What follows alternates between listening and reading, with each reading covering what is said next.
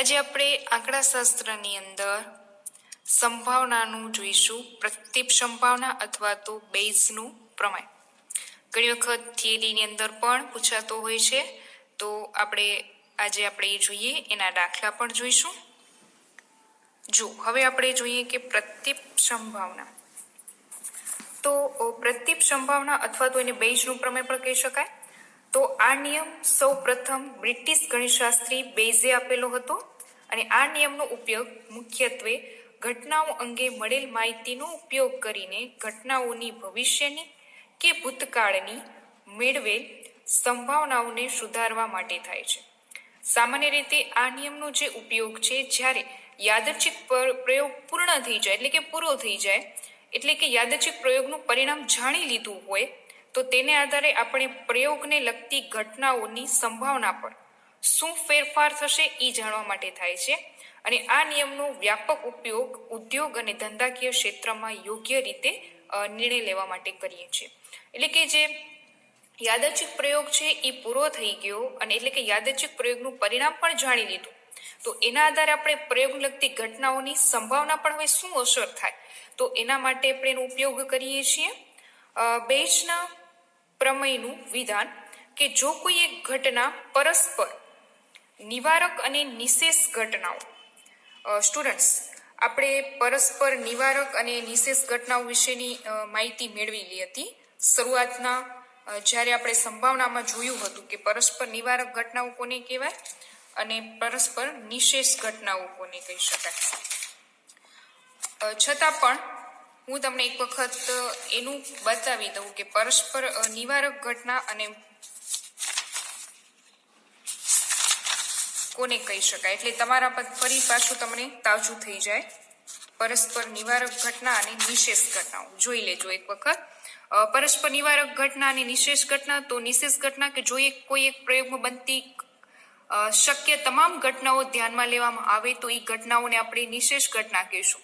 એટલે કે જો પાસો ઉછાળતા 1, 2, 3, 4, 5, 6 મળે તો એ નિશેષ ઘટના છે.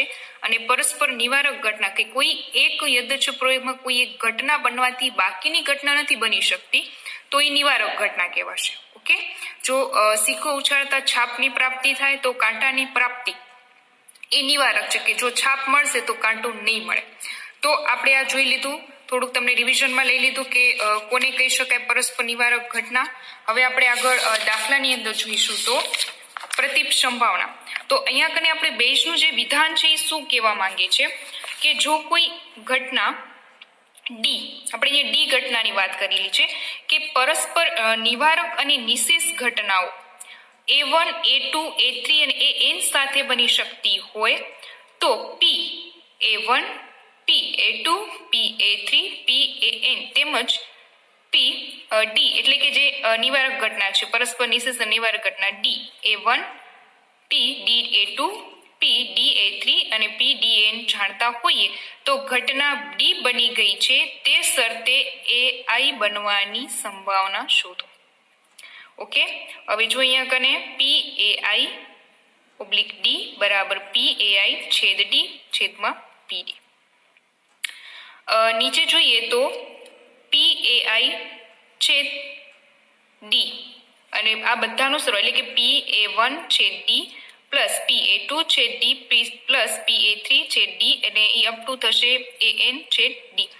તો અહીંયા PAI ગુણ્યા P D / AI અને અહીંયા બધાનો સરવાળો થાય એટલે કે PAI ગુણ્યા PDA1 પ્લસ PA2 ગુણ્યા PDA2 plus PA3 plus PD. આ એન સુધીનું લંબાવી શકાય. ફક્ત 3 પરસ્પર નિવારક ઘટના માટે બેઝના પ્રમેયનો ઉપયોગ આપણે જોઈશું. ઓકે સ્ટુડન્ટ્સ, આ બેઝનું પ્રમેયની વાત હતી. હવે આપણે એક ઉદાહરણ જોઈએ છીએ, ઉદાહરણ 10. તો ઉદાહરણ 10 ની અંદર આપણને આપેલું છે કે 3 ડબ્બાઓ અનુક્રમે 3 સફેદ 4 કાળા એટલે કે ટોટલ 7 દડા, બરાબર, પહેલા ડબ્બામાં. બીજામાં 2 સફેદ અને 2 કાળા એટલે ટોટલ 4 દડા, અને ત્રીજામાં 1 સફેદ 3 કાળા દડા એટલે ટોટલ 4 દડા છે. યદચ્છ રીતે એક ડબ્બો પસંદ કરી તેમાંથી એક દડો લેવામાં આવે છે. તો જે સફેદ રંગનો માલુમ પડે તો તે દડો પેલું કે પ્રથમ ડબ્બામાંથી બીજું કે ત્રીજા ડબ્બામાંથી લેવાયો હોય એની સંભાવના શોધો. ઓકે સ્ટુડન્ટ્સ, તો જોઈએ હવે આપણે દાખલાની અંદર સૌથી પહેલા જુઓ એક કોષ્ટક તમને આપેલું છે. અહીંયા સફેદ દડો મળે એને ઘટના આપણે ડી કહીએ છીએ અને ત્રણેય ડબ્બાઓ પસંદ થાય એ ઘટનાને આપણે A1, A2 અને A3 વડે જોઈ શકાય. આપેલું છે A1, A2, A3. હવે સૌથી પહેલા PA1, PA2 અને PA3. તો હવે આપણે અહીંયા કને શું જોવું પડશે કે દડા જે છે અહીંયા સફેદ દડા અને કાળા દડા એટલે ટોટલ 7 દડા છે. અહીંયા કને 2 દડા બંને 2 એટલે 4 દડા અને અહીંયા પણ 4 દડા છે. પણ આપણે સફેદ રંગનો દડો લેવાનો છે. તો સફેદ રંગનો જે દડો લેશું તો પહેલા ડબ્બામાંથી, બીજા ડબ્બામાંથી અને ત્રીજા ડબ્બામાંથી, એટલે કે એ શું કહી શકાશે?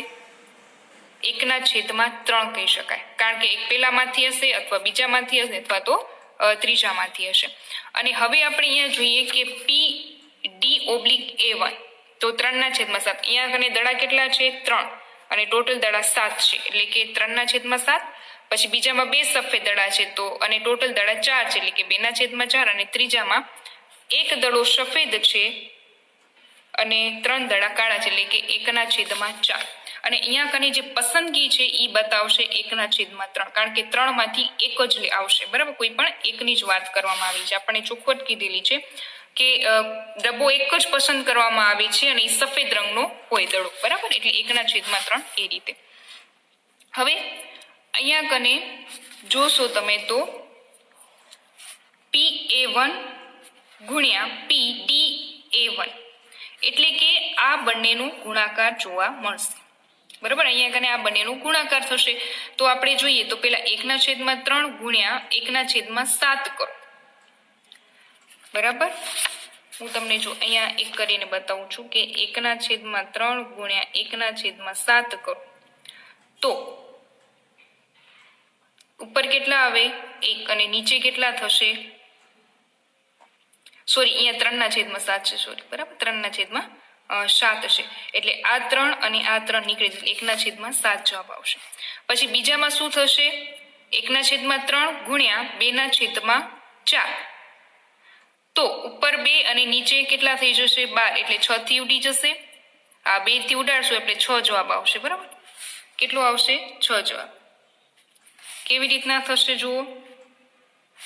1/3 ગુણ્યા 2/4 તો ઉપર કેટલા રહેશે? 2 અને નીચે થશે 12 એટલે 12 ને 2 થી ઉડાડે એટલે 6 તો 1/6. અને ત્રીજામાં કેટલા થશે? 1/3 ગુણ્યા 1/4 એટલે 1/12. હવે આ બધાનો સરવાળો કરીએ એટલે આવશે 33/84. બરાબર, એનો સરવાળો કરશું એટલે કેટલું આવશે? 33/84. કારણ કે 1/7, 1/6 અને પ્લસ 1/12. હવે અહીંયા કને આપણે લસા આધારિત લેવું પડે. બરાબર, લસા આધારિત લઈએ તો આપણે એનો જવાબ મળી જશે. અહીંયા 33 આવી શકશે. હવે આ 84 છે, નીચે આપણે લીધા તો આને કોના વડે ગુણવા પડે તો એનો જવાબ 84 થાય. તો એ ગણતરી કરવી પડે અને ત્યાર પછી આપણે એનો જવાબ મળી જાય. તો આ એનો ટોટલ સરવાળો છે. પછી આપણે જોઈએ કે PA1/D તો અહીંયા કને શું આવશે? આપણે પહેલા આન્સરની અંદર શું કીધું છે? પહેલામાં પૂછ્યું છે કે પહેલા ડબ્બામાંથી, તો આપણે પહેલા ડબ્બાની જ વાત કરશું. તો PA1 ગુણ્યા PD/A1 તો ઈ કેટલી કિંમત છે? 1/7. તો આપણે ઈ જ લેવાશે. બરાબર, અને અહીંયા બધાનો સરવાળો એટલે 33/84. તો 1/7 ઉપર આવશે અને નીચે 33/84. હવે એનું સોલ્યુશન કરેલું છે. 1/7 ગુણ્યા, હવે છેદનો છેદ ઉપર જશે એટલે કે 84/33. હવે અહીંયા કને આપણે 12 થી ઉડશે. ઓકે, 12 થી ઉડ્યા એટલે ઉપર થઈ જશે 12 અને છેદમાં આવી જશે 33. હવે એને પણ ઉડાડી નાખ્યા. 3 થી 4 તેરી 12 અને 11 તેરી 33 એટલે 4/11 એનો જવાબ મળશે. પછી આપણને એમ કીધું કે ત્રીજા ડબ્બામાંથી એટલે એનો જવાબ છે 1/12. તો અહીંયા આપણે શું કરશું? આ જ કિંમત મૂકી દઈશું. PA3 ગુણ્યા PD/A3 અને PA આ બધાનો સરવાળો તો 1/12/33/84 એને પણ અહીંયા ઉડાડવા પડશે. તો 84 ઉપર જશે 12 એટલે 12 + 84 7/33 એનો જવાબ મળી જશે. ઓકે સ્ટુડન્ટ્સ, આપણે આ જોયું ઉદાહરણ નંબર 10. હવે જોઈએ ઉદાહરણ નંબર 11. તો એક ફેક્ટરીમાં 3 મશીનો દ્વારા એક વસ્તુનું દરરોજ અનુક્રમે 200, 300 અને 500 એકમોનું ઉત્પાદન થાય છે. તેમાં ખામીનું પ્રમાણ અનુક્રમે 2%, 4% અને 3% હોય છે. કોઈ એક દિવસ યદચ્છ રીતે એક વસ્તુ લેવામાં આવે અને એ વસ્તુ ખામીવાળી માલુમ પડે તો તે વસ્તુ બીજા મશીન દ્વારા ઉત્પાદિત થઈ હોય એની સંભાવના શોધો. બીજા મશીન દ્વારા વાત કરેલી છે. તો ઉપર અનુક્રમે અહીંયા કને 200, 300 અને 500 એકમોનું ઉત્પાદન થાય છે અને ખામી છે 2%, 4% અને 3%. તો હવે આપણે જોઈએ કે ખામીવાળી વસ્તુ મળે એને આપણે ઘટના ડી વડે કરીને ત્રણેય મશીનોના આધારિત A1, A2 અને A3 વડે દર્શાવી છે. તો પેલું, હવે જો ટોટલ આપણા 1000 થાય, કારણ કે અહીંયા શું છે 200, 300 અને 500 એટલે 1000. તો 200/1000 એટલે 2/10, બરાબર, 0 ઉડાડી દીધા. અહીંયા A2 થશે 300/1000 એટલે 3/10 અને A3 એટલે 500/1000 એટલે 5/10. હવે આપણે ખામી પ્રમાણ લઈએ તો 2% છે એટલે 2/100, 4% 4/100 અને 3% એટલે કે 3/100.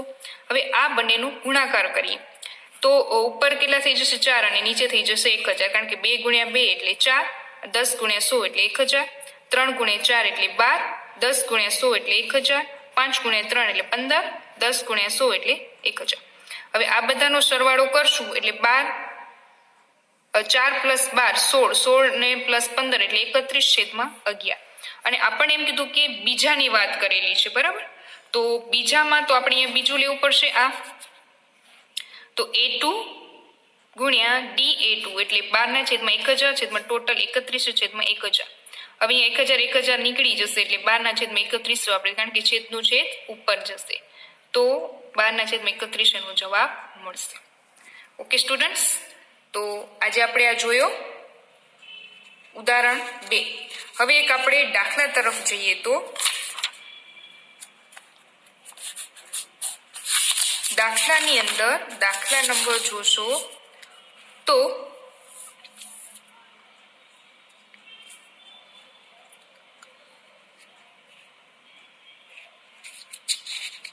દાખલા નંબર 43 જોઈએ.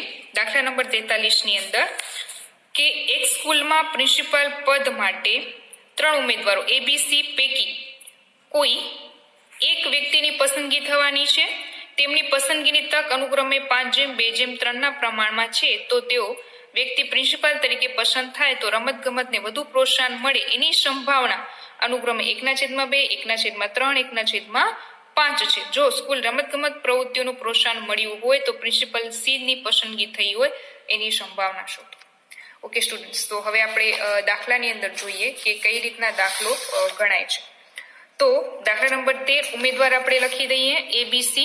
પસંદગીની તકો, તો અહીંયા પસંદગીની તક આપણને આપેલી છે 5, 2 અને 3, 5/2/3 એટલે કે 5/10, કારણ કે અહીંયા કરું 5/2/3 એટલે કે 5 અને 5 એટલે ટોટલ નીચે 10. તો 5/10, 2/10 અને 3/10 A, B અને C.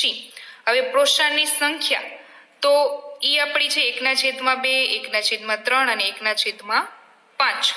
તો પ્રોત્સાહન સંખ્યામાં 1/2, 1/3 અને 1/5.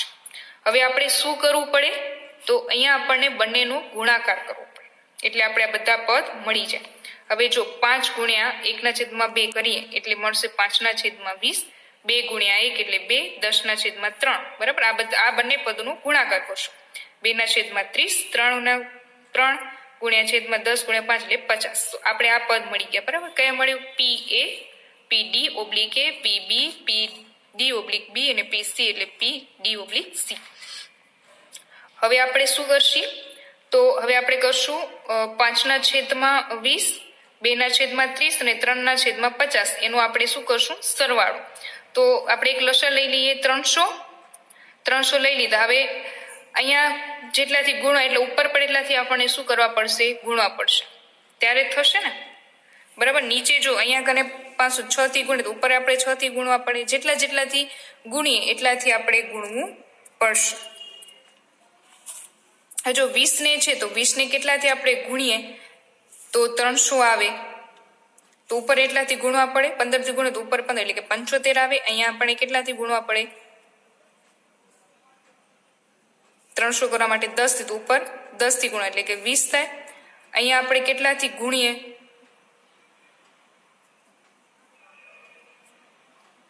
6 થી, તો ઉપર આપણે કેટલા કરવા પડે? 18. 6 તેરી 18.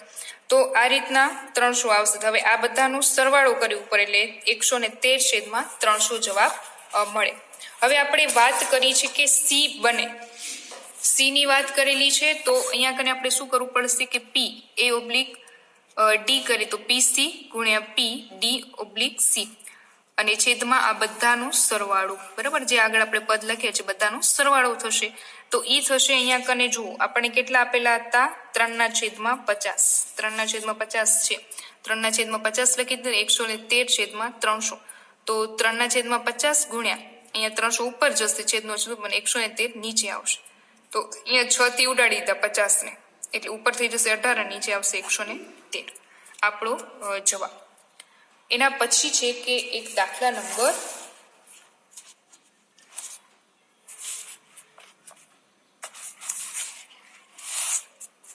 40 ની અંદર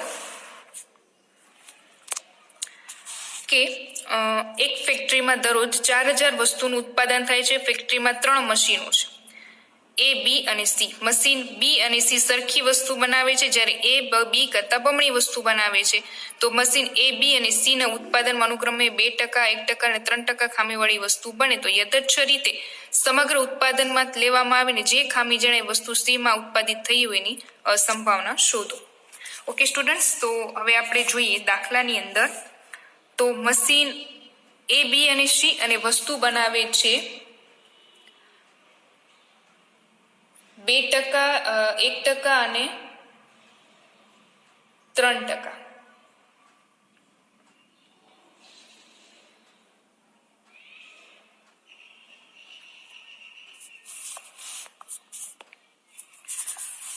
હવે જો અહીંયા કને વસ્તુનું આપણે ફરીથી જોઈ લઈએ કે A અને B. જો હવે શું કરશે અહીંયા આપણે એ ધ્યાન રાખવું પડશે આગળ માટે, બરાબર. પાછળ તો ટકાવારી છે જ કે જ્યારે મશીન A છે ને એ મશીન B કરતા બમણી વસ્તુ બનાવશે. બમણી બનાવશે એટલે કે 2/4. પછી A અને B C ના જો હવે મશીન A ઉત્પાદન B કરતા બમણી સંખ્યા બનાવે છે અને મશીન A, B અને C ના ઉત્પાદન અનુક્રમે 2%, 1%, 3% છે. તો આપણે બમણી વસ્તુ બનાવે છે એટલે 2, બાકી તો બંને 1-1 બનાવશે એટલે 1/4. હવે કેવી રીતના થાય એનું પ્રમાણ એવું હોય કે 2 બમણી બનાવે, બાકી બધા તો 1-1 બનાવશે એટલે કે 2/4, 1/4 અને 1/4. હવે ટકાવારી આપણને શું આપેલી છે કે 2%, 1% અને 3%. તો 2% એટલે 2/100, 1% એટલે 1/100 અને 3% એટલે કે 3/100. હવે આપણે શું કરવું પડશે? આ બંનેનું ગુણાકાર. તો ગુણાકારની અંદર 2/4 ગુણ્યા 2/100 એટલે કે 4/400 થાય, કારણ કે 2 ગુણ્યા 2 એટલે 4 અને 4 ગુણ્યા 100 એટલે 400. પછી 1 ગુણ્યા 4 ગુણ્યા 1 ગુણ્યા 100 એટલે 1/400. 1 ગુણ્યા 3 એટલે 3. 1 ગુણ્યા 1 એટલે અહીંયા કને 1 આવશે ને 100 ગુણ્યા 4 એટલે 400. 1 ગુણ્યા 3 એટલે 3 અને 4 ગુણ્યા 100 એટલે 400. અને ટોટલી થશે 4 ને 5, 6, 7, 8 એટલે 8/400. ઓકે સ્ટુડન્ટ્સ, હવે આપણે જોઈએ આગળ. આપણને શું કીધું છે કે C વસ્તુ C મશીનમાંથી બને છે. C મશીનમાંથી બનતી હોય એટલે એ થાય 3/100. તો 3/400 બરાબર 3/400 થાય અને બધા નીચે સરવાળો 8/400. તો 3/400 ગુણ્યા 400 ઉપર જાય છે તો 8 એટલે 400 નીકળી જાય, જવાબ મળશે 3/8.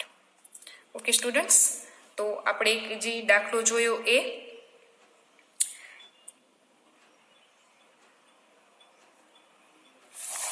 આ ટકાવારી વાળા દાખલા છે એ પણ બધા આવી રીતના જ ગણી શકીએ છીએ.